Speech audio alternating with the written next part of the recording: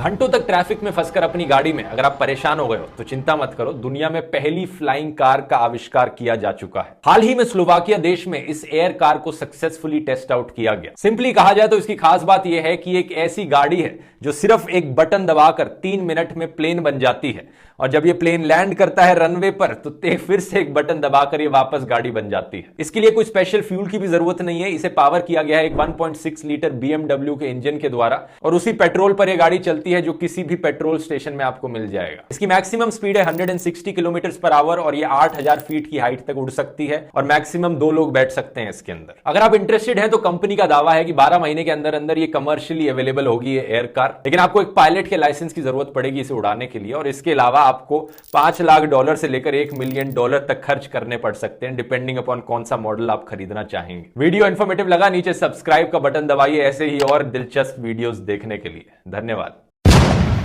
Pacific ocean के बीचों बीच एक छोटा सा आइलैंड है टाओ नाम से। अमेरिका की वेस्ट कोस्ट से 4000 मील दूर है। इसका खुद का एरिया 50 स्क्वायर किलोमीटर से कम है, और इसकी पॉपुलेशन सिर्फ 790 लोग है। ये इतना आइसोलेटेड है कि यहां पर रहना बहुत मुश्किल है। 2016 तक जितने भी लोग यहां पर रहते थे बिजली अपनी जनरेट करते थे डीजल जनरेटर्स का इस्तेमाल करके। 100% फॉसिल फ्यूल पर यहां से इलेक्ट्रिसिटी की जनरेशन होती थी। लेकिन फिर टेस्ला और सोलर सिटी ने साथ में कोलैबोरेट किया और डिसाइड किया कि इस आइलैंड को 100% सोलर एनर्जी पर चलने वाला आइलैंड बनाएंगे। 5000 से ज्यादा सोलर पैनल्स लगाए गए इस आइलैंड पर। 60 से ज्यादा टेस्ला पावर पैक्स का इस्तेमाल किया गया, बड़ी बैटरीज जो एनर्जी को स्टोर करके रख सके, जिसकी मदद से अब अगर 3 दिन तक धूप भी नहीं निकलती है इस आइलैंड पर तो भी एनर्जी स्टोर रह सकती है इन पावर पैक्स में। सिर्फ $8 मिलियन की कॉस्ट पड़ी इस पूरे आइलैंड को 100% डीजल पर चलने वाले से 100% सोलर एनर्जी में बदलने में। वीडियो पसंद आए नीचे सब्सक्राइब का बटन दबाइए। बहुत बहुत धन्यवाद।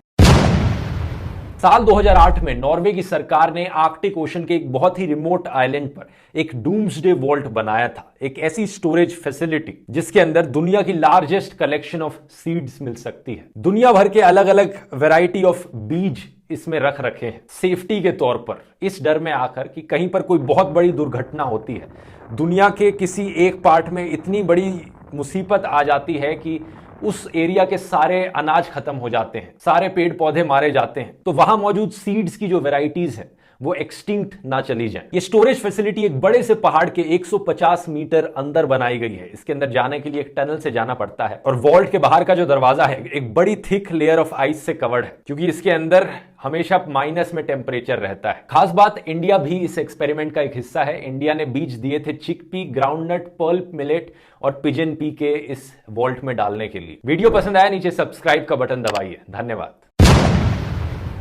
अगस्त 1945 को सेकेंड वर्ल्ड वॉर के दौरान हिरोशिमा पर एक न्यूक्लियर बॉम्ब गिराया गया था। यह बॉम्ब जमीन से 600 मीटर ऊपर की हाइट पर फटा था, और जिस एग्जैक्ट पॉइंट पर इस बम का विस्फोट हुआ उसके एकदम नीचे एक बिल्डिंग थी इंडस्ट्रियल प्रमोशनल हॉल की, जो कि कमाल की बात है कि बच गई। इस बम के धमाके से इंस्टेंटली 50,000 से ज्यादा लोग मारे गए। जो बिल्डिंग के अंदर लोग थे उनकी भी पलक झपकते मौत हो गई। बिल्डिंग खुद आग की लपटों में घिर गई। लेकिन क्योंकि इस बिल्डिंग की दीवारें काफी मोटी थी, स्टील के डोम था, और ब्लास्ट का इंपैक्ट एकदम इस बिल्डिंग के ऊपर हुआ था, तो ये बिल्डिंग का जो ढांचा था, स्ट्रक्चर था, वो बच गया।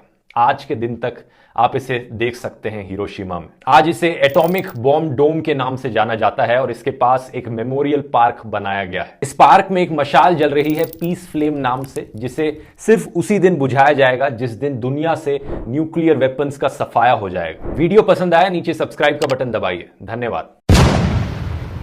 2016 में यूएस डिप्लोमैट्स जो क्यूबा देश की राजधानी हवाना में स्टेशन थे, रहने लग रहे थे, उन्हें अजीबोगरीब सिम्टम्स होने लगे। उन्हें कुछ अजीब सी आवाजें सुनाई देने लगी और बहुत ही टेढ़े मेढ़े से फिजिकल सेंसेशंस देखने को मिले। कईयों ने कहा उनको मेमोरी लॉस हो रहा है, कईयों ने कहा उन्हें ढंग से सुनाई नहीं दे रहा है, कुछ को चक्कर आने लगे, कुछ को उल्टी जैसा होने लगा। इस डिजीज को नाम दिया गया हवाना सिंड्रोम। और कमाल की बात यह थी कि ये सिर्फ डिप्लोमैट्स और इंटेलिजेंस ऑफिसर्स को ये चीजें होने लग रही थी। आम जनता में से किसी को भी ये सिम्टम्स नहीं थे। इस चीज को लेकर एक नई डिबेट खड़ी हुई कि क्या कोई यहां पर दुश्मन देश अमेरिका का डायरेक्टेड एनर्जी वेपन्स का इस्तेमाल करने लग रहा है, एक नई तरीके के कोई हथियार बना लिए हैं जिनका इस्तेमाल किया जा रहा है यूएस डिप्लोमैट्स के खिलाफ। लेकिन जनवरी 2022 के असेसमेंट ने बताया कि यह लाइकली नहीं है कि कोई फॉरेन इन्वॉल्वमेंट है यहां पर। हवाना सिंड्रोम के पीछे क्या मिस्टीरियस चीज है फिर, ये टाइम ही बताएगा। पसंद आया वीडियो, सब्सक्राइब का बटन दबाइए नीचे। बहुत बहुत